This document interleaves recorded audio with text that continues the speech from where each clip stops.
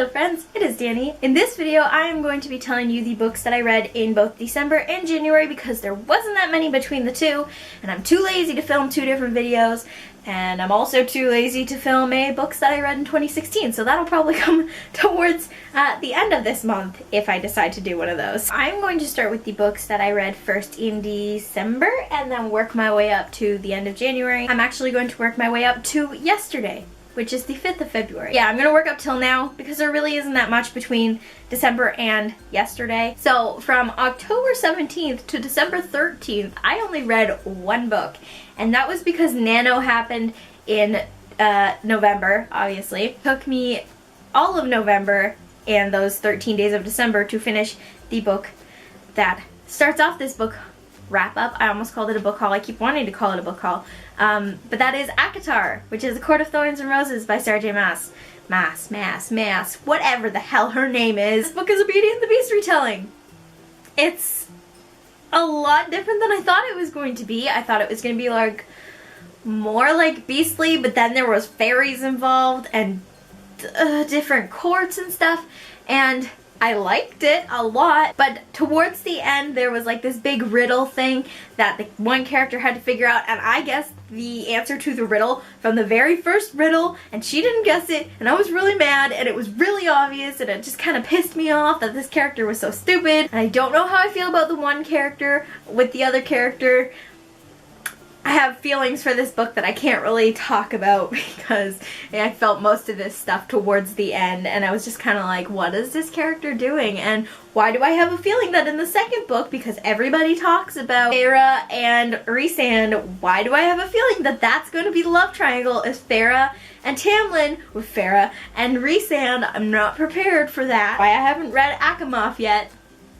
So I only gave that book 3.5 stars because I had some feelings that I wasn't really sure about and still don't really know about. The next book is actually the book that I just finished filming a review for, and that is The Hate U Give by Angie Thomas.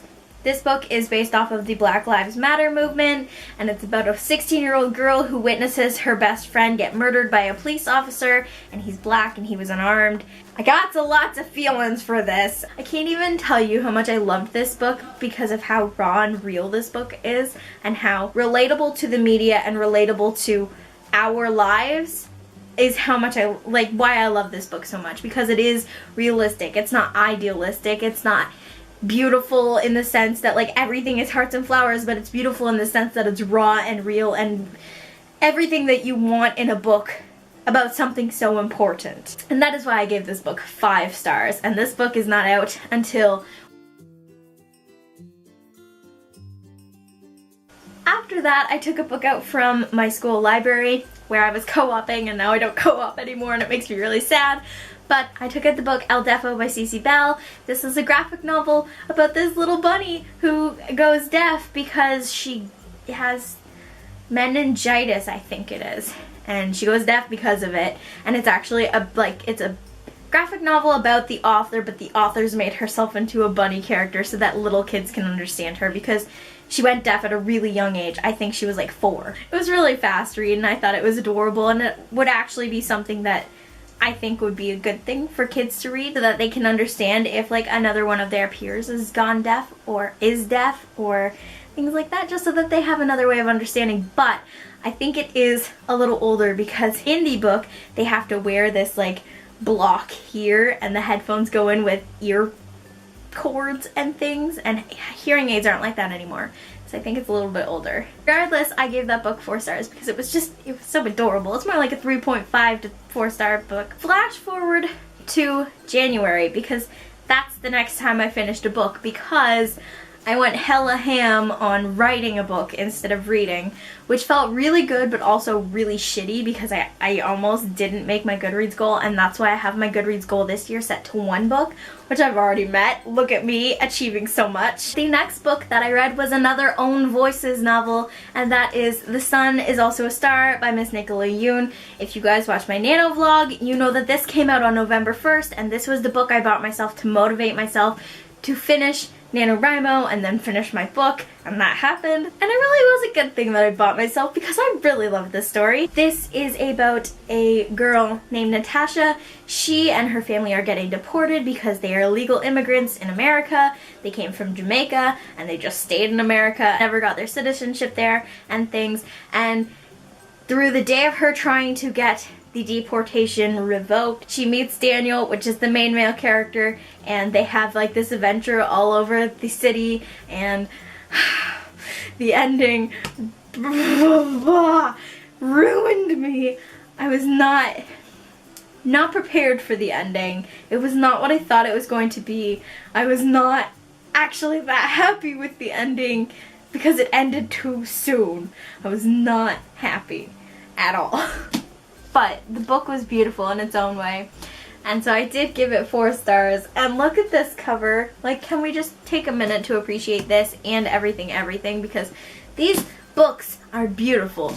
The next book that I read wasn't me wanting to read it book, but me having to read it. The classroom that I was in was reading it for their curriculum, so I had to read it to know what was going on. That book was The Secret Path by Gord Downie, illustrated by Jeff Lemire. It's a graphic novel about Chanie Wenjack and about the residential schools and all of those scary and awful things that happen. I don't know how I felt about it. It's hard to understand because there's no words to it other than the songs that Gord Downie has written, and then it was illustrated by Jeff Lemire. Like the happy things. I don't like reading about sad things, and I have to read a graphic novel about a Holocaust survivor for my grade 12 English this semester, and I'm not prepared. It's gonna be so sad, and we have to watch The Boy in the Striped Pajamas, and I cried the last time I watched that movie. I did have to read this one, and I did give it 3 stars because I didn't hate it. I didn't love it. It was just an okay book. And the songs got a little weird. And now, flash forward to yesterday when I finished a book. I love her so much, and I got this book for Christmas, and I was waiting patiently, not patiently, for this audiobook to become available on Overdrive so that I could have her read it to me as I was reading the book. Little Scrappy Little Nobody by Anna Kendrick. I love her so much. She is my spirit animal.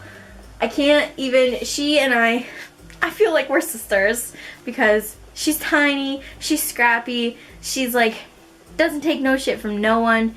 She admits that she's not perfect, and reading this book just made me realize how much I love her even more because she's so brutally honest in this book. But yeah, it's just stories about her life and her like up and coming to fame, which was, it was really nice to see because a lot of actresses and actors don't really talk about that kind of thing, so it was nice to hear it from her. And she's just sarcastic and witty and funny, and I love her. It's the best memoir I have ever read, so I highly recommend you read it because this was 5 stars.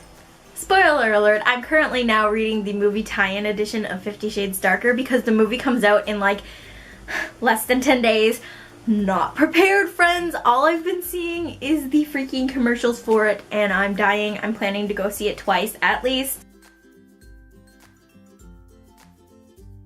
Not talking about it. I will do maybe I'll do a movie review of it once I see it. Either that, or maybe I'll call up my friends, see if we'll do another live show about it. That is it for this video, you guys. Till then, friends.